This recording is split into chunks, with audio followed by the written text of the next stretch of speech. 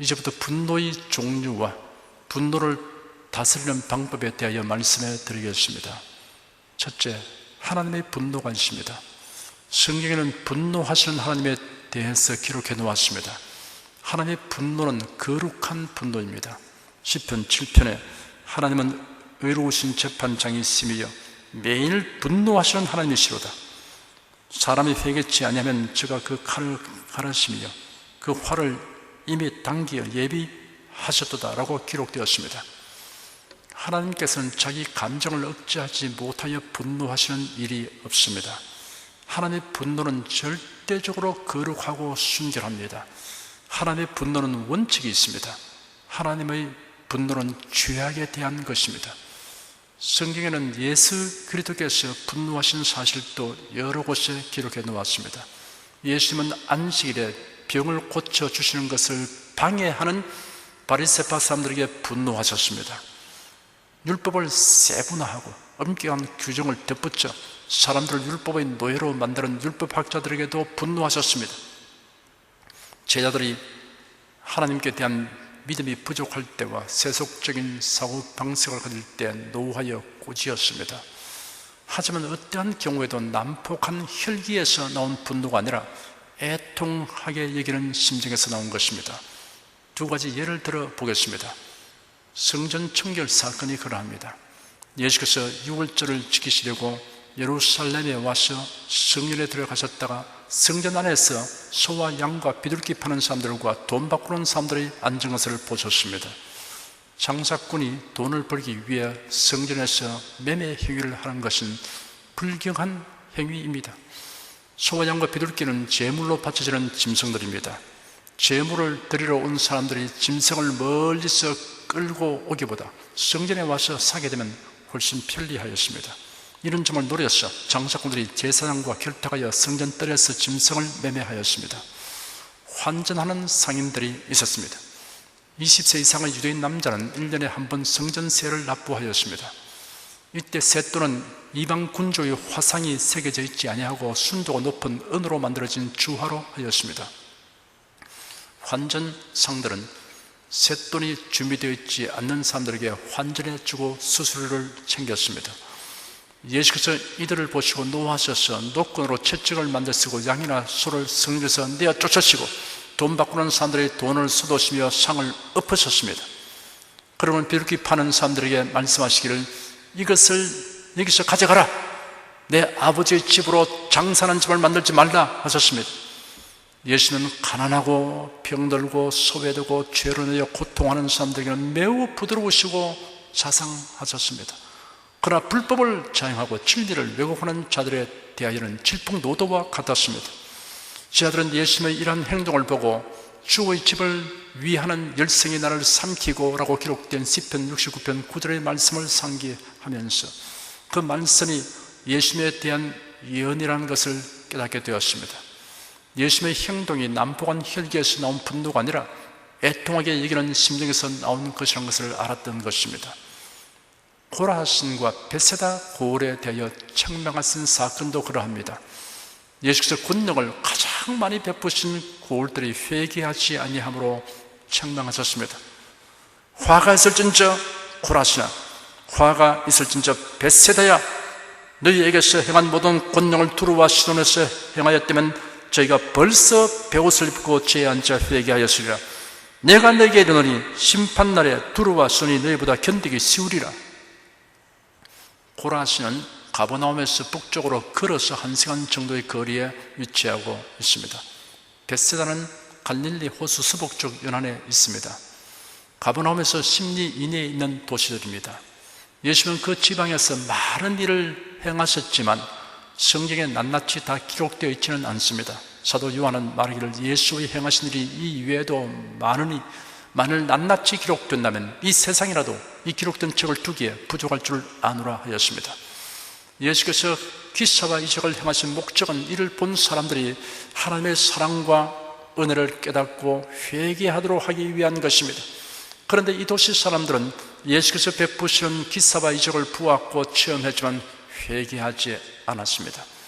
두루와 시돈은 고대 페니키아의 도시입니다. 예수님 당시에는 로마의 지배하에 있었습니다. 그곳 사람들은 복음을 듣지 못하였습니다. 갈릴리 지방 사람들처럼 예수님이 행하시는 기사와 이적을 보지 못하였습니다. 그러하지만 그들을 또 심판날의 형벌을 받게 됩니다. 그렇다면 복음을 듣고 주님께서 행하신 기사와 이적을 보고서도 믿지 아니한 자들이 형벌의 심판을 받게 될 것은 두말할 것 없습니다. 구원에 관한 지식은 구원을 받는 데 있어서 필수적 요건입니다. 그러나 지식만으로는 부족합니다. 회개하고 믿는 행함이 수반되어야 합니다. 예수님은 많은 기사와 이적을 보고도 회개치 않는 갈릴리 지방의 마을들에 대하여 화가 있을진저라고 책망하시고 심판을 경고하셨습니다. 화가 있을진저라는 원어는 오아이입니다. 이 말은 자신의 자존심이 손상되어 빨간 화를 내는 사람의 어조가 아닙니다.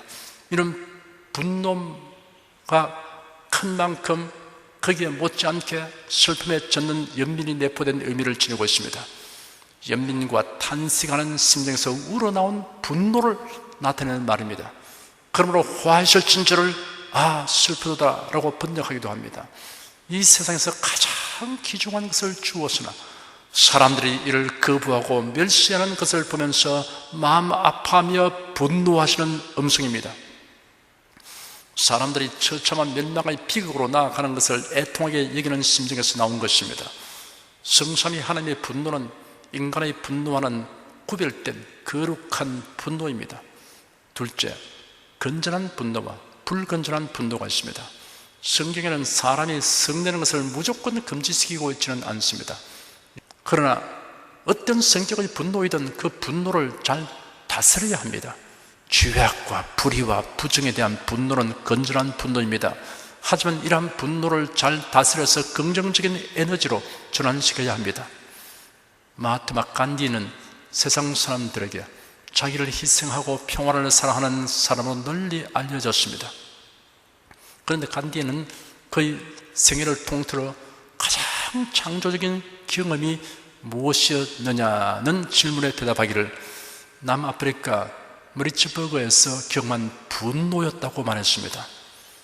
1893년에 있었던 일입니다. 투지만만한 젊은 변호사 간디는 프레토리아로 가는 기차에 몸을 싣고 있었는데 유색 인종에게 해당되는 금지 사항이 풍분율로 있다는 사실을 모르고 있었습니다. 승무원이 그에게 1등차 칸에서 나와 수화물 칸으로 가라고 명령했습니다. 그가 거절하다 경찰이 오더니 그의 짐을 플랫폼 바닥에 던져버리고는 기차를 출발시켰습니다. 그런 등불도 켜있지 않은 서늘한 대합실로 행했습니다. 외투도 없이 한 구석에 웅크리고 앉아 끓어오르는 분노로 몸을 떨면서 밤을 새웠습니다. 아침이 되자 간디는 마음의 결정을 내렸습니다. 어떤 대가를 치르더라도 동족의 권리를 위하여 투쟁하겠다는 것이었습니다. 간디는 인도의 민족운동의 지도자가 되었고 인도 독립의 아버지로 불리게 되었습니다. 그는 비폭력적 저항운동을 하였습니다.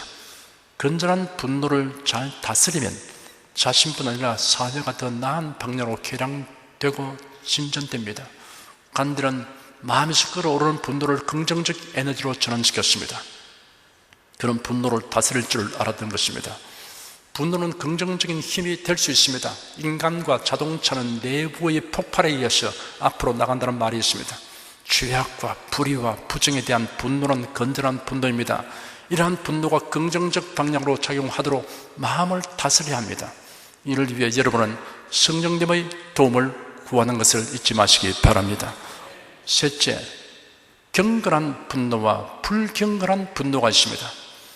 하나님의 영광을 가리우는 분노는 불경건한 분노입니다. 하나님의 뜻에 합당한 분노는 경건한 분노입니다. 경건한 분노와 불경건한 분노를 대비하여 알 수 있게 하는 사건이 이스라엘의 위대한 영도자 모세의 생애에 있었던 사건 기록 가운데 있습니다. 경건한 분노가 어떠한 것을 보여주는 사건은 이러합니다. 고라와 다단과 아비람이 회중의 지도자 250명을 선동하여 모세와 아론을 대항하였습니다. 모세는 고라와 그 무리들에게 그들이 불만을 품고 불평하는 것이 정당하지 못하다는 것을 지적했습니다. 그들의 행위는 하나님의 권위와 결정에 대한 대항이라는 사실을 분명하게 말해 주었습니다. 그리고 모세가 다단과 아비람을 부르러 사람을 보내니 그들이 대답하였습니다. 우리는 올라가지 않겠노라. 네가 우리를 적과 꿀이 흐르는 땅에서 이끌어내어 광야에서 죽이려 함이 어찌 작은 일이기에 오히려 스스로 우리의 왕이 되려 하느냐. 이뿐 아니라 네가 우리를 적과 꿀이 흐르는 땅으로 인도하여 드리지도 아니하고 밭도 포도원도 우리에게 기업으로 주지 아니하니 네가 이 사람들의 눈을 빼려느냐. 우리는 올라가지 아니하겠노라. 그들의 태도를 보고 모세가 심히 노하였습니다.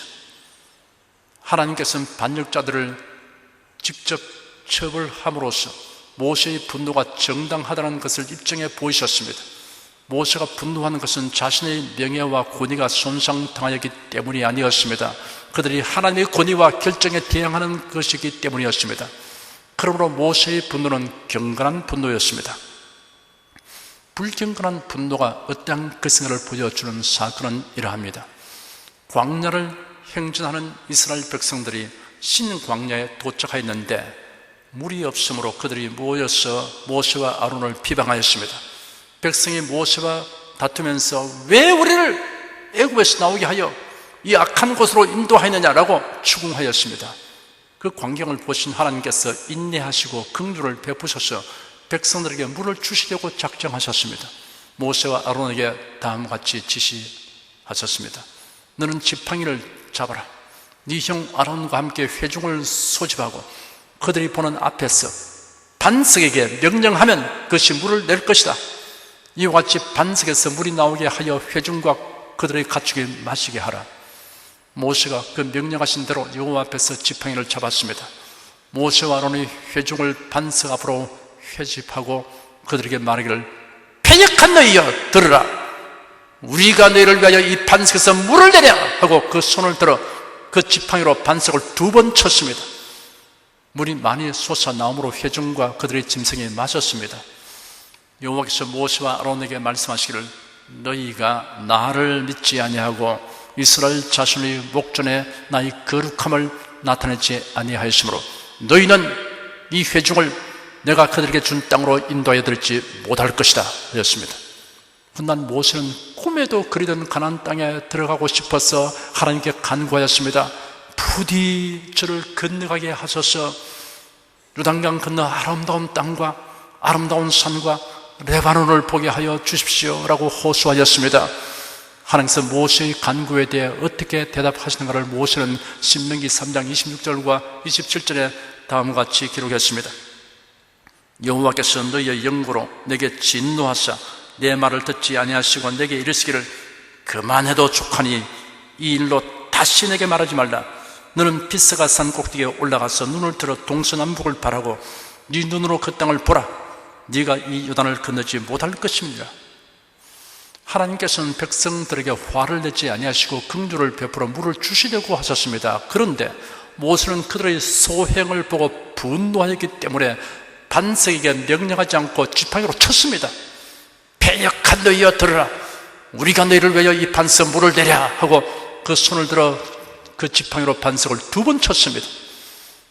이 사건은 불경건한 분노란 어떠한 것인가를 아주 분명하게 보여주고 있습니다. 하나님의 영광과 뜻은 아랑곳 없고 자기 기분대로 화를 내는 것이 불경건한 분노입니다. 불경건한 분노를 자세히 분석해 보면 분노의 원인이 2가지입니다. 교만과 이기적인 욕심이 그 원인입니다. 교만은 분노의 원인입니다. 가인과 아벨이 하나님에게 제사를 드렸는데 하나님께서 아벨과 그 제물은 연락하시고 가인과 그 제물은 연락하지 아니하셨습니다. 가인이 심히 분하여 안색이 변했습니다.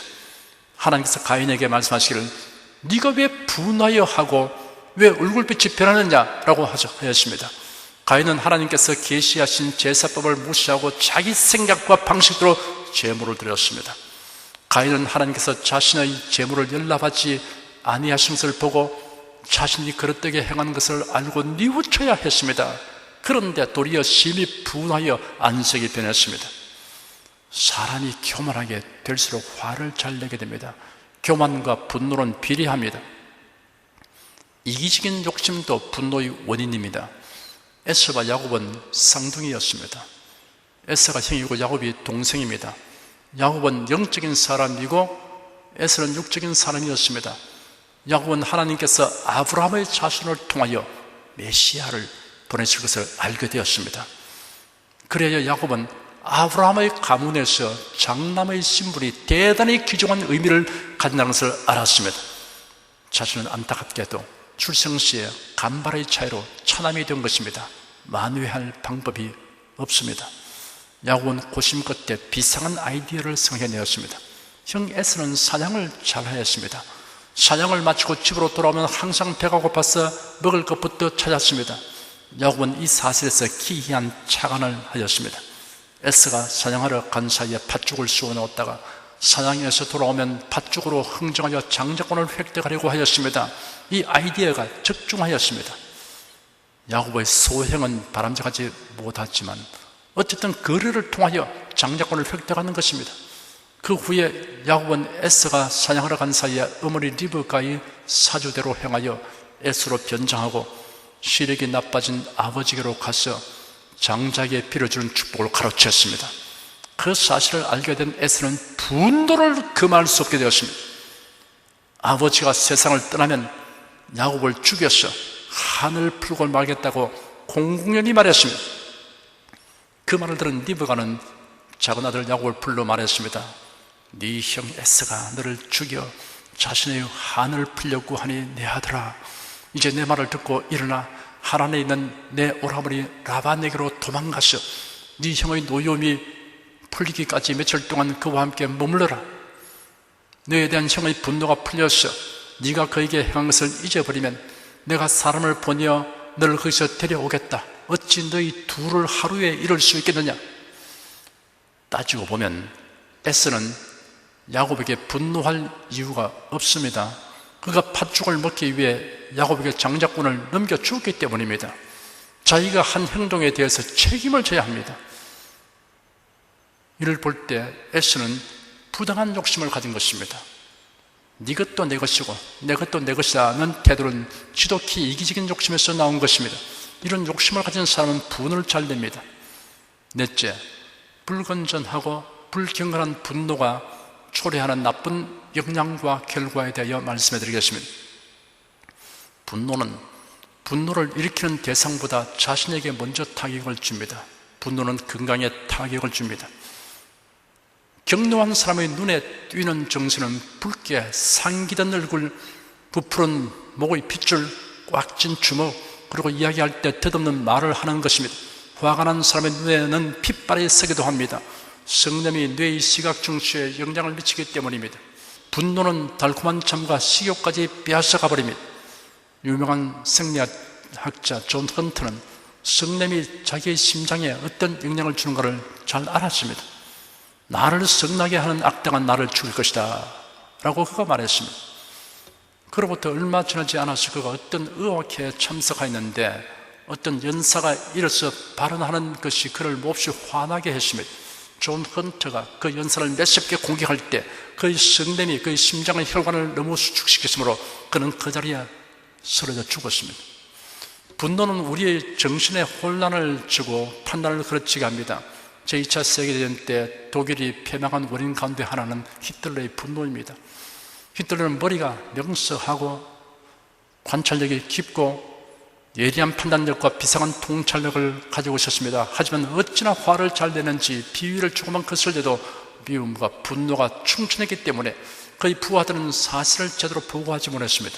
히틀러는 영국과 프랑스 등 자유진영과 힘겨운 전쟁을 하면서도 일시적인 분노로 말미암아 주력 부대를 빼돌려 소련을 침공하였는데 바로 이것이 그의 일생에서 돌이킬 수 없는 실수가 되고 말았습니다. 그리고 연합군이 노르만디 상륙작전을 개시했을 때 히틀러는 잠을 자고 있었는데 평소 그는 부관에게 잠을 자고 있는 동안에는 깨우지 말라고 명령했습니다. 연합군이 노르만디 상륙을 감행하였을 때 소련 쪽의 기갑 사단만 그쪽으로 돌린다면 상륙을 저지할 수 있음을 부하들은 번연히 알면서도 잠든 히틀러를 깨우지 못하고 발을 동동 구르고 있었습니다.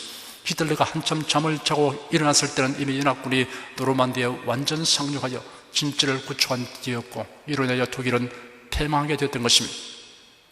끝으로 무익하고 해로운 분노를 다스리기 위해 우리가 적용하고 실천해야 할 요점을 몇 가지 더 말씀해 드리겠습니다. 나는 짐승이 아니고 사람이다 라는 생각을 하십시오. 사나운 짐승은 자극을 받을 때 즉각 반응을 보입니다. 사람은 이성을 가진 존재로 감정을 억제할 수 있습니다. 분노가 자신의 건강을 해치고 수명을 단축시킨다는 것을 생각하십시오. 분을 낸 시간만큼 건강과 수명에 나쁜 영향을 주게 됩니다. 에베소 4장 26절에 기록되기를 성내더라도 죄는 짓지 말라, 해질 때까지 노여움을 품고 있지 말라고 하였으며, 노하기를 더디하십시오. 내 사랑하는 형제들아, 너희가 알거니와 사람마다 듣기는 속히 하고 말하기는 더디하며 성내기도 더디하라 하였으며, 분노가 치밀 때는 10번을 센 다음 화를 내기로 정하고 10손가락을 곱으며 헤아리도록 하십시오. 오늘 본문 말씀을 암송하십시오. 분노한 음성으로 말다툼하는 부모 곁에서 6살 난 아이가 노하기를 더디하는 자는 용서보다 낫고 자기 마음을 다스리는 자는 성을 빼앗는 보다 나으니라 라고 성경 구절을 암송했습니다. 교회 학교에서 암송하게 한 요들 중에 하나였던 것입니다. 그 아이로 인하여 부모가 다툼을 그쳤다는 간증을 제가 들은 적이 있습니다. 찬송을 불러서 분노를 마음에서 밀어내 버리십시오. 독일 대통령이었던 힌덴부르크가 90평생을 사는 동안 그의 얼굴에서 분노를 본 사람이 없었다고 합니다. 그를 섬긴 그의 비서관까지도 노기를 띤 그의 얼굴을 본 일이 없었습니다. 어떤 신문 기자가 힌덴부르크 대통령을 방문하여 그 비결을 물어보았더니 이렇게 대답하였습니다. 나라고 어찌 화나는 일이 없겠습니까? 그럴 때면 휘파람을 불어 분노를 날려버리곤 하지요. 휘파람보다는 찬송을 부르는 것이 분노를 날려버리는 데 더 효과적이 될 것입니다. 성령님의 도우심을 구하는 것을 잊지 마십시오. 성령님은 우리의 연약함을 도우시려고 우리 곁에 계십니다. 노하기를 더디하는 자는 용사보다 낫고 자기 마음을 다스리는 자는 성을 빼앗는 보다 나으니라. 여러분, 이 말씀의 은총과 능력을 풍성하게 체험하게 되시기를 축원합니다. 기도하겠습니다. 사람 인생 살면서 일이 뜻대로 되었지 않고 또 어려움을 주는 환경과 사람으로 인해서 노를 바랄 때가 많습니다. 그러나 그것은 자신과 이웃에게 다 해롭다는 것을 성경은 밝히고 있습니다. 사람을 지으신 이가 하나님이시며 사람의 몸과 마음과 영혼에 대해서 잘 아시고 계셔서 어떻게 하면 건강을 유지하고 행복하게 사는가를 우리에게 자세히 계시는 것을 감사합니다. 노하기를 더디하는 자는 용사보다 낫고 자기 마음을 다스리는 자는 성을 빼앗는 자보다 나으니라. 이 한 구절 속에 하나님께서 무한한 은총, 놀라운 지혜를 주신 것을 감사합니다. 이 말씀을 상고한 대로 우리 성도들이 적용하며 살게 도와 주시옵소서. 경건하고 거룩한 분노에 대해서는 하나님의 특별한 은총이 임하여 있지만 불경건하고 그리고 또 불건전한 노함에 대해서는 자기 자신이 그 대가를 치를 수밖에 없다는 사실을 알게 도와주셔서 마음을 잘 다스리는 성도들이 되게 하여 주시옵소서. 예수님 이름으로 기도드립니다. 아멘.